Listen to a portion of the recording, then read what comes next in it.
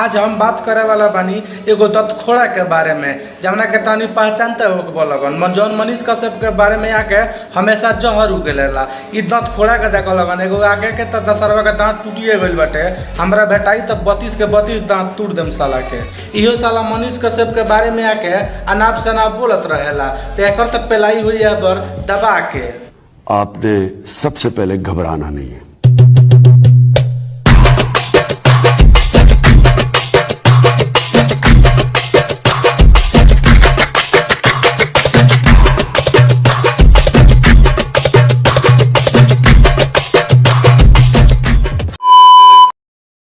मनीष कश्यप के आके कहत रहे कि मनीष कश्यप के जेल में डाल के वही में रखे के चाहिए। रे माधर चौथ मनीष कश्यप का करे बना तोरा माई तोरा बहन माधर चौथ तू आके कुछ भी बोलता है। ये साला के वीडियो देखबो लगन भाई लो ना, हमेशा जति बातें करला ये भोसड़ी वाला कुछ भी आके भचर भचर बोलेला बहन चौथ के बेटा।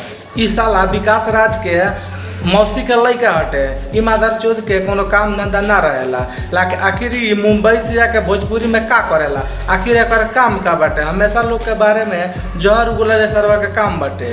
कुछ दिन पहले आके ई सरवा गरीब में पैसा बांटत रहे, तो हम देखली तो हमरा बहुत अच्छा लागल, कहनी कि चलो ऐसा काम करे के चाहिए, साला एहू से कम तो एकर पाप धुला जाई। लेकिन वो कहल जाला ना कि सुअर के तू कितना नहा दवा के फ्रेश रखब, लेकिन वो नहीं रह सकत, वो हमेशा कुएं में जाई।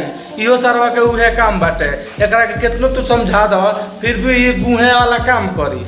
एकर बाप मातारी सोचत हइलो कि काश उस दिन हम ऐसा नाजायज पैदा ही नहीं होता। एकर शकल देखिए लगन, एकर शकल तो पहले फाटल कंडम के जैसे साला के शकल बाटे, आया के कुछ भी बोलेला। अरे साला कुछ बोले से पहले कम से कम सोच लेता कि का बोले के बा का नहीं के बोले के। कुछ भी आके बोलबे लोग के मन में दुख लागी तो तोर गाड़ मरबे करी। हमारा ऐसा इंसान रही तो तोर हमेशा गाड़ मारते रही, तोर तो पेलाई हुई पूरा दबा के, बस थोड़ा सा टाइम लगी, थोड़ा टाइम दे ओकरा बाद तोर पेलाई हुई पूरा जम के। देखो भाई लोग ए साला सन से हमरा कोनो दुश्मनी नहीं के, हमार का ई सरवा खेत जोतला वाला से हमरा एक से दुश्मनी रही। लेकिन ई मनीष कश्यप के आके बारे में उल्टा सीधा बोलिए सुन तो हम तो पेल बेकनी के, जैसे कि जब मनीष कश्यप के बहुत बड़ा फैन है, उनकरा के हम बहुत ज़्यादा माने नहीं।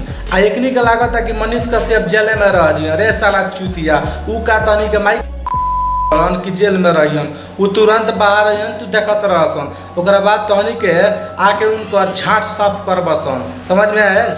एकनी के बस व्यू चाहिए, व्यू आवे के चाहिए, बाकी कोनो दिक्कत नहीं है। व्यू ना आई तो ई बौखलाई रहलसन, आके या नाप शनाप बोलसन। ई जानता रहता कि जे व्यू मनीष कश्यप के कुछ बोले तो व्यू आई, वैसे आके भचर भचर बोलेलसन। लेकिन एकनी के पता नहीं है कि तहनी के बाप यहाँ बैठल बड़न पहले खाते तहनी के।